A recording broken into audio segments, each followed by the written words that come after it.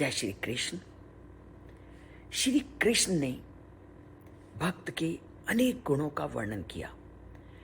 श्री कृष्ण के द्वारा वर्णित इन गुणों को हम अपने धर्म ग्रंथों में भी पढ़ते हैं और प्रतिदिन सुनते भी हैं कि अगर व्यक्ति जीवन में एक गुणों को धारण कर लेता है तो वह एक सभ्य सुसंस्कृत व्यक्ति माना जाता है।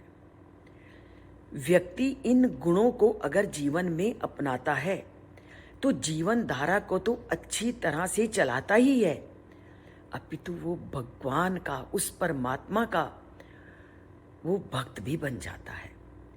तो जो गुण हमें एक सभ्य मानव बनाने के साथ साथ उस परमात्मा का भक्त भी बना देते हैं, तो क्यों नहीं हम उन गुणों को जीवन में धारण करते तथा उस परम पिता परमात्मा के समीपता को प्राप्त करें, जिसके कारण हमें ये मानव शरीर मिला है।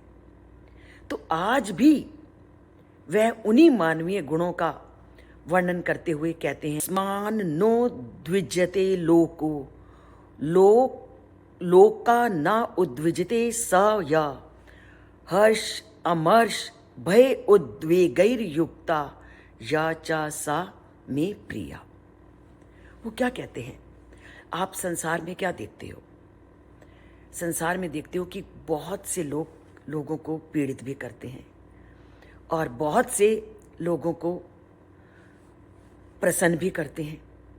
पर श्री कृष्ण क्या कहते हैं कि उसी व्यक्ति का जीवन सार्थक है, यस्मात् जिससे ना उद्विज्यते लोका, जिससे संसार के लोग कभी दुखी नहीं होते।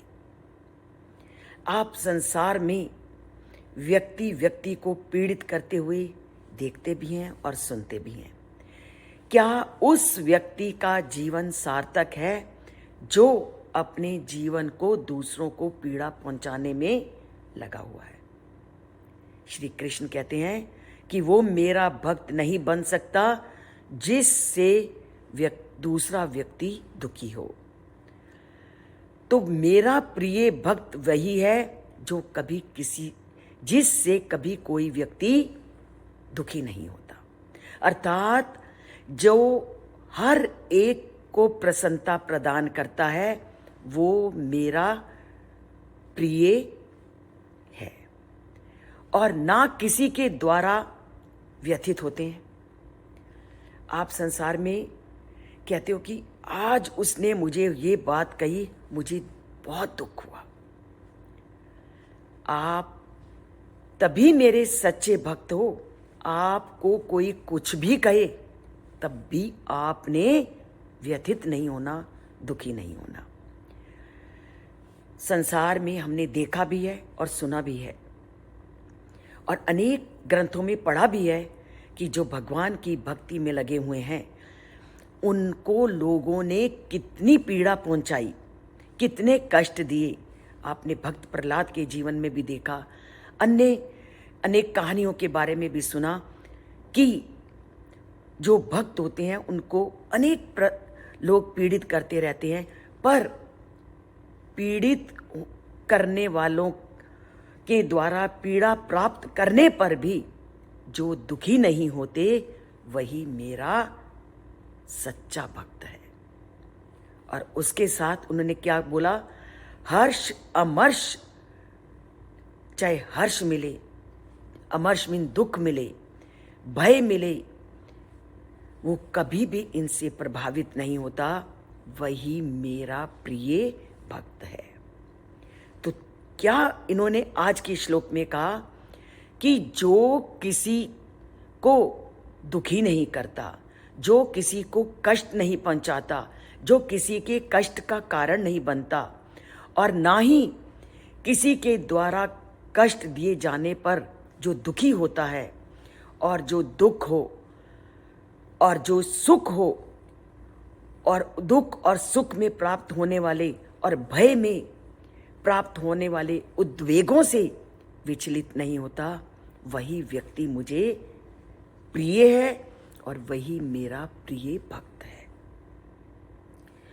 तो भगवान का प्रिय भक्त बनने के लिए चाहे कोई हमें कितनी भी दुखपूर्ण बातें क्यों ना कहे, कोई हमारे मन को दुखाने का कितना भी प्रयत्न क्यों ना करे, हमने कभी दुखी नहीं होना और ना ही अपनी ओर से कभी ऐसा प्रयत्न करना है कि हमारे कारण किसी और को कष्ट पहुंचे।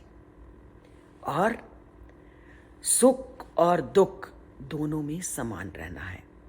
हम सुख की प्राप्ति होती है तब भी बहुत ज़्यादा खुश हो जाते हैं, मन के उस उद्वेग को संभाल नहीं पाते, और दुख होने पर भी हम अपने आप को उस अवस्था में संभाल नहीं पाते। तो इन दोनों अवस्थाओं में हमने समान रहना है। और भयपूर्ण परिस्थितियां भी अगर हमारे जीवन में आए तो उन भयपूर्ण परिस्थितियों का भी हमने डट करके मुकाबला करना है। तो अपने अंदर उस परमात्मा के द्वारा बताए गए इन गुणों को आज से हमने लागू करना है, ताकि इन गुणों को जीवन में लागू करके हम उस परम पिता परमात्मा के प्रिय भक्त बन सके।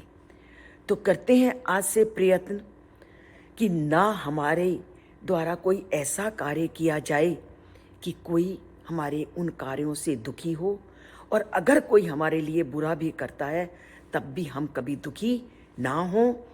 सुख और दुख और भय, इन सभी परिस्थितियों में उठने वाले वेगों को हम सहन कर पाएं, ऐसी शक्ति हम अपने अंदर आज से जागृत करते हैं। और ये तभी होगी अगर हम उस परमात्मा के उपदेशों को सुनेंगे, समझेंगे, जीवन को उसके अनुकूल ढालने का प्रयत्न करेंगे और गीता के श्लोकों को जीवन का आधार मानेंगे। तो मानते हैं जीवन के आधार इन श्लोकों को, इस चैनल से जुड़कर उसे सब्सक्राइब करके और इनके श्लोकों को लाइक करके। जय श्री कृष्ण।